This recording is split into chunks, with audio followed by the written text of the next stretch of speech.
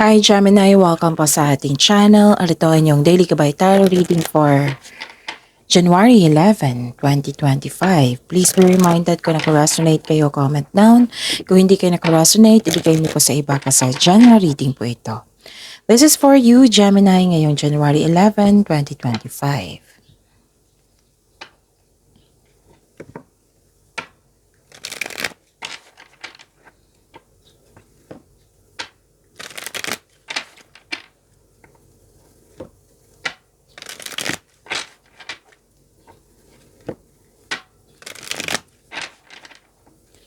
Para po ito sa inyo, Gemini, ngayong January 11, 2025. Maraming salamat po sa inyong patuloy na suporta at maraming salamat din po sa mga hindi nag-skip ng ads.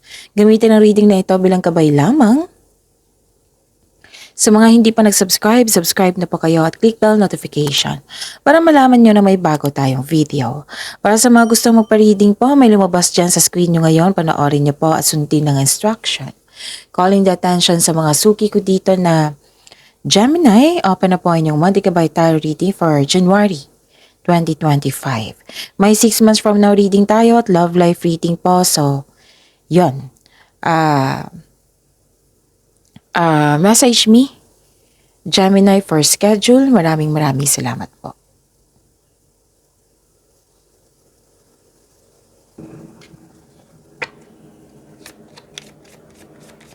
Spirit's Guide, mga ganap po ngayong January 11, 2025 para po kay Gemini. I need 3 cards po.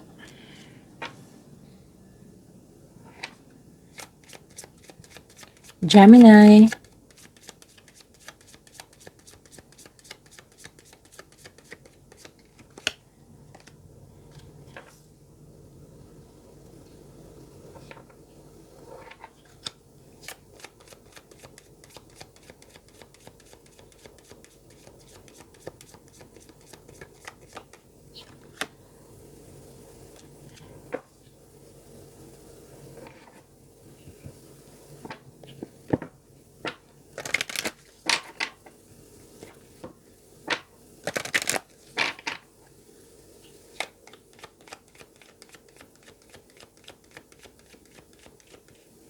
Spirit's Guide, mga mensahe po para kay Gemini ngayong January 11, 2025. I need 2 cards po.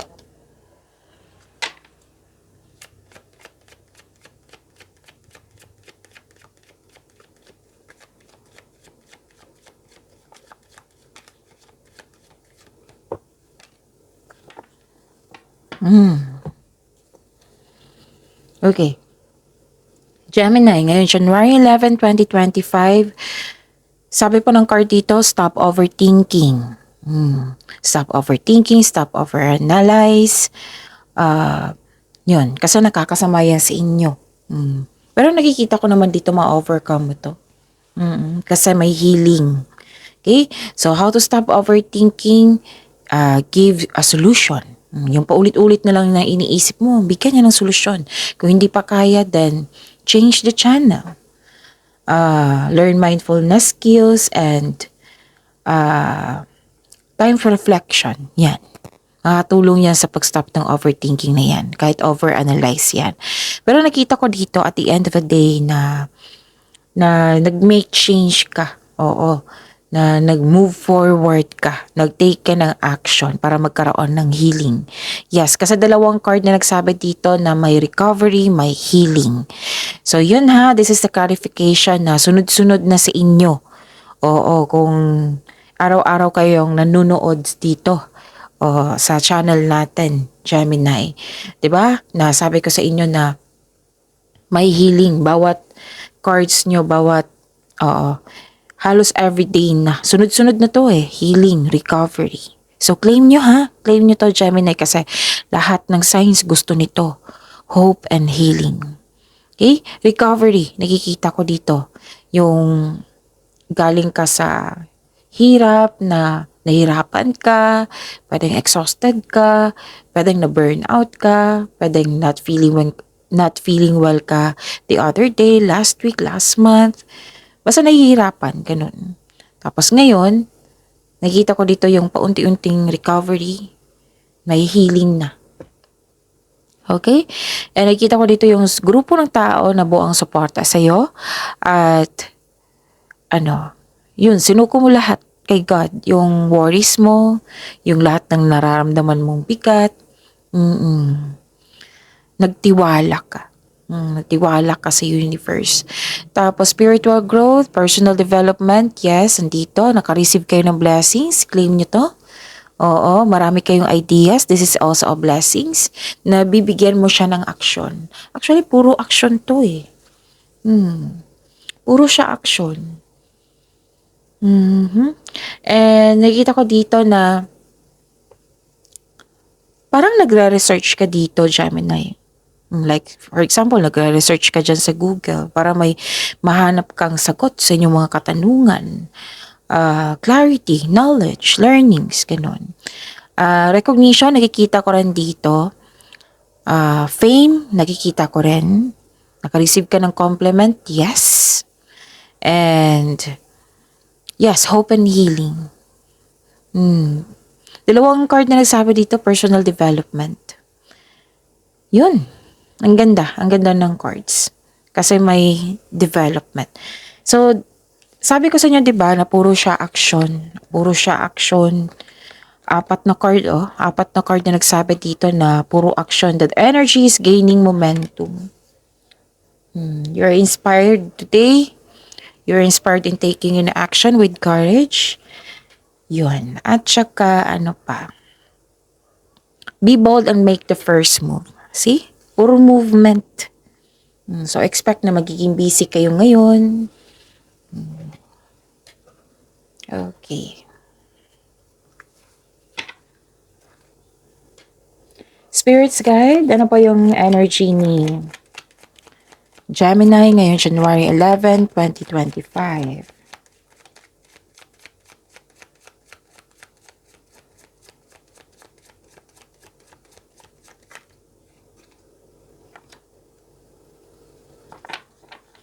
And the clarification of this card po para kay Gemini.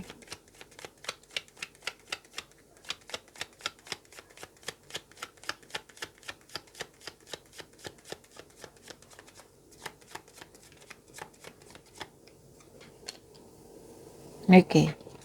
Sa mga may oras dyan, panoorin niyo po yung 2025 tarot reading niyo po, uploaded noong December 16, 2025. And kompleto po iyon. Bawat buwan may love reading, career, and money reading. So, panoorin niyo po.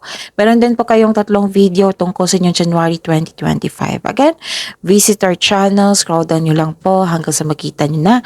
And, yun, panoorin niyo po kung gusto niyo po.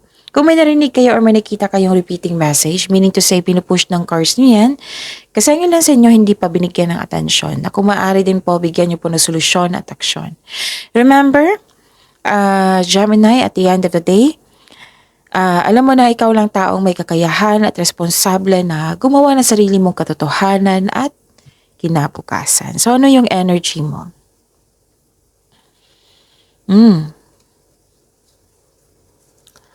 Habaan ng pasensya. Okay?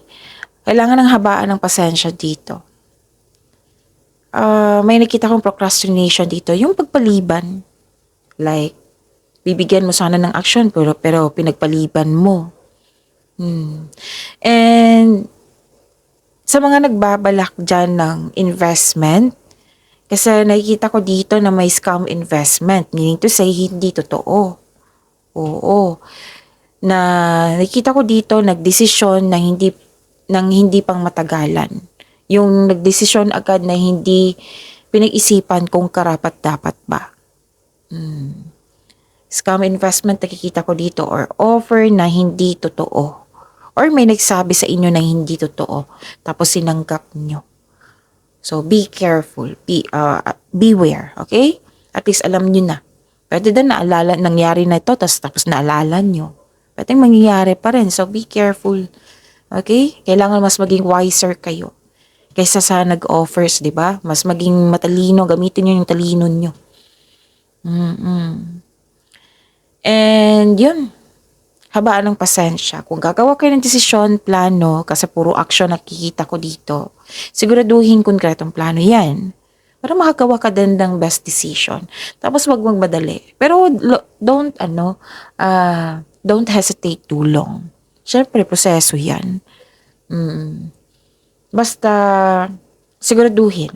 Okay? Gamitin nyo yung talino nyo, experiences nyo, pag, pagbutihin nyo sa paggawa ng plano, desisyon. Huwag magmadali. Kasi nakita ko yung frustration dito kaya tinanggap mo agad. Tapos may pagsisisi. So at least aware kayo. Kung may offer, kung may opportunity, pag-isipan ko talaga to na mabuti. Kung karapat-dapat pa. Ganun. Okay? So, ano pa? Nakikita ko rin dito na nagkaroon po ng hindi pagkakasundo. Pero then, delay. Diba, sabi ko sa inyo, maraming dahilan yan ng delay. Pero delay, matutuloy yan. Pero depende sa iyo. Delay, pwede din delay. Diba, yung dalawang card na nagsabi dito na delay. Kasi, sabi ko kanina, may procrastination yung pinagpaliban. Okay? Hindi pa binigyan ng aksyon. Pwede din isa yan sa dahilan na nagkaroon ng delay. Pwede din delay sa hinihintayin mo. Delay sa may tuto sa inyong desisyon, ideas, plano. Or hindi ka kontento sa status mo ngayon. Whether sa love life ba yan or sa career and money mo. Pero, yung paalala ng card, huwag magmadali. Pag-isipan na mabuti kung karapat-dapat ba. Gamitin mo yung experiences mo, yung talino mo sa paggawa ng desisyon, sa paggawa ng konkretong plano.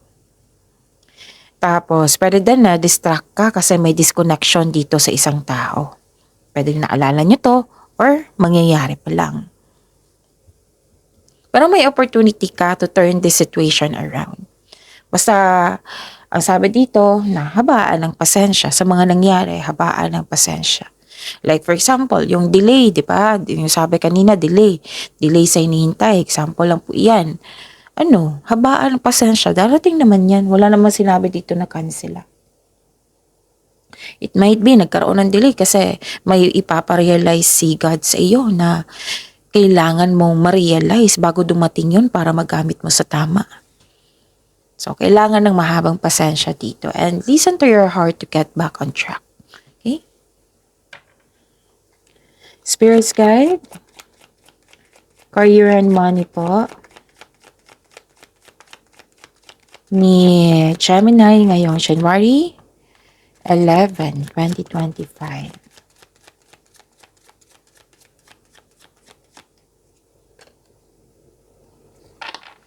And the clarification of this card po,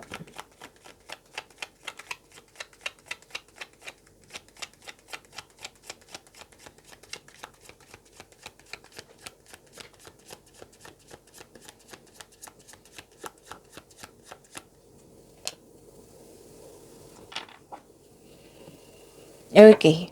Sa career and money niyo po.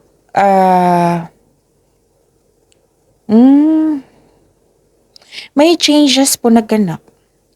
Pero parang hindi niyo siya lubusang tanggap yung changes. Or naninibago ka. Please know, Gemini, yung strength mo is madali kayo mag-adapt. Kasi nga, observer kayo, matalino kayo. And actually, may gusto makipagkita sa inyo ngayon. Makulit siya. Some of you So, nasaktan ka nito before. Naging salbahe ito sa iyo before. Oo. Na-realize niya at gusto niyang humingi ng tawad.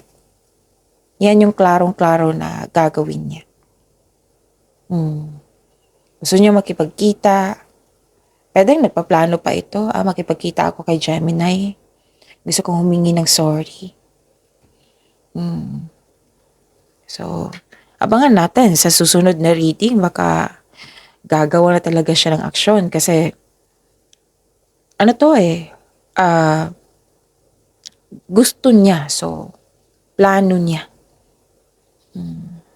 It might be nag-message na sa sayo. Basta gusto niyang humingi ng tawad. May tao dito na gustong humingi ng tawad sa iyo. Regarding to sa career and money. Baka nagkaroon kayo ng problema nito regarding sa career and money. Okay? And pwede din kayo ito. Pwede din sa isang tao. Kasi nakita ko dito may gustong makipagkita. Pwede din ibang tao to. Ibang tao to. And yung sabi ko sa inyo kanina na hindi ka kontento sa sitwasyon mo ngayon. Lumabas siya dito di ba? Lumabas siya sa energy niyo. Lumabas siya dito sa career and money niyo. Na hindi ka kontento sa kinikita, hindi ka kontento sa posisyon mo, sa status mo ngayon. So, meaning to say, na-disappoint ka. You want more. So, ang sabi ng card dito, huwag mag-alala kasi there is something better for you. Kaya itong disappointment na ito is temporary lamang. Ano to may gustong iparealize sa universe sa iyo. Oo. Ang universe may gustong iparealize sa iyo. So, take, yung sabi ko sa inyo sa kanina sa oracle cards nyo, na time for reflection. Kailangan yan. Okay? Question your, leave a question sa inyong intuition. Tanungin niyo yung intuition niyo. Connect to yourself. Connect to your energy. Okay? Yun. Kaya yung sabi ko sa inyo kanina na stop overthinking. Kasi isa din sa dahilan yan, madistract ka. Kasi overthinking is pag-alala yan, hesitation.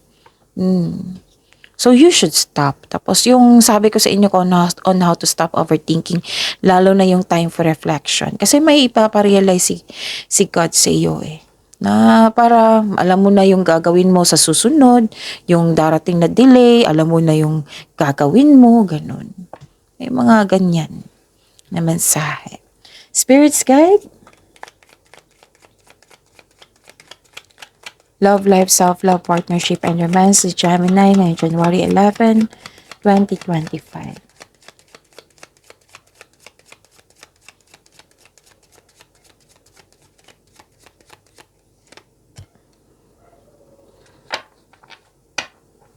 And the clarification of this card po.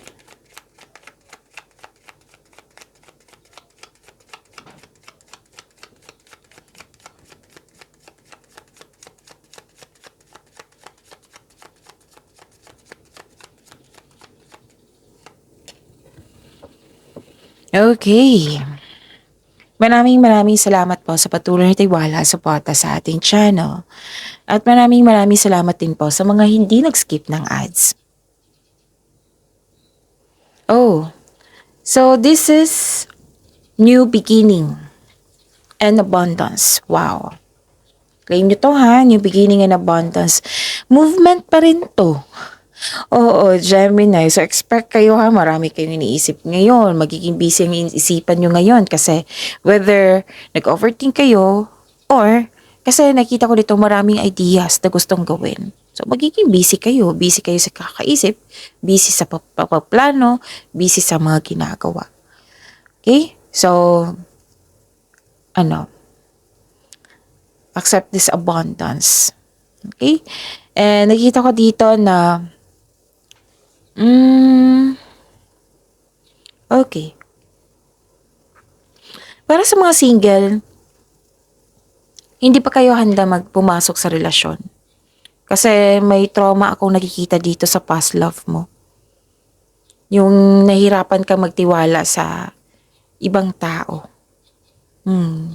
So this card tells you na mag-move forward po daw kayo. Let go mo na yung worries mo at patawarin mo yung mga sarili mo. Worried, puro worries nakikita ko from here sa oracle nyo to here sa inyong tarot cards. Worried kayo. So, forgive yourself. Gemini, you deserve to be happy. Kaya wag mo lang pilitin yung sarili mo, diba? Like, i-process mo itong nararamdaman mo. Basta ang importante, forgive yourself so that you can have a peace of mind. Yan yung dito importante, pinaka-importante, 'di ba? Kaya nga andito tayo. Kasi to have a peace of mind. Gagawa tayo ng paraan para magkaroon tayo ng peace of mind. So, give an action. Okay? And patawarin mo na ang sarili mo. You deserve to be loved. You deserve na may mag-aalaga sa'yo. Para sa mga relasyon sa buhay mag-asawa, parang hindi ka naka-move on sa mga nangyari. Or naging toxic yung relasyon nyo or toxic yung partner nyo. Or toxic yung kasamahan nyo dyan. Pwede din ganun. Or may nasabi siyang hindi maganda kaya na-disappoint kayo. Kailangan nyo po daw mag-usap ng mahinahon. Open up yourself. Ito yung daing mo. I-open up mo yung yung concern mo para magkaroon ng adjustment. Kasi syempre, kayong dalawa magtutulungan. Hindi pwedeng isa lang yung masusunod. Dapat kayong dalawa, teamwork yan eh. O kahit karelasyon mo yan or kasamahan mo dyan, teamwork yan para magkasundo kayo, para magiging healthy yung connection nyo. So, focus kayo sa mind healing instead of suffering. Okay? So, focus and have faith sa universe. Naging emotional kayo ngayon, no? Gemini. So, that's normal. Process nyo lang po ito. Siguro may nagpaalala sa inyo, no? You have to forgive yourself. And dalawang card na nagsabi dito na may emotional distance. Disconnection sa isang tao, pwedeng naalala nyo or may nangyayari ngayon. May selos ako nakikita dito eh. Or may concern ka sa isang tao na hindi nagbigay ng halaga. So, oo. Selos, inggit. So, mag-uusap kayo nito. Mag-uusap kayo. Yung magiging prangka ngayon. Pero be careful sa mga alam ko maging prangka yan si Gemini, pero be careful na lang sa bawat salita natin. Kasi baka yung kausap natin, instead of para sa ikakabuti yung dalawa, masama na yung response niya, diba? So, hulihin mo muna yung mood niya. O, kung makakausap na ba siya ngayon. Pero kakausapin mo talaga siya. Okay? Pero sabi po ng card dito, kung may tao po daw na who has proven themselves na untrustworthy sila, better to have a healthy disconnection para sa peace of mind mo. Pero at the end of the day, kayo naman po yung masusunod po. Okay? So, pagyamanin niyo po yung mga blessings na binigay sa inyo, Gemini. So, yun. Kaya pala may more on action, hope and healing dito. So, claim nyo yung abundance, okay? So, yun, taasan ng prosensya. Pagyamanin niyo po yung mga blessings na binigay sa inyo. Mga blessing na binigay sa inyo. Gemini, see you tomorrow. Please like, subscribe, and click the button for notification para updated po kayo sa daily tarot reading natin. Maraming salamat.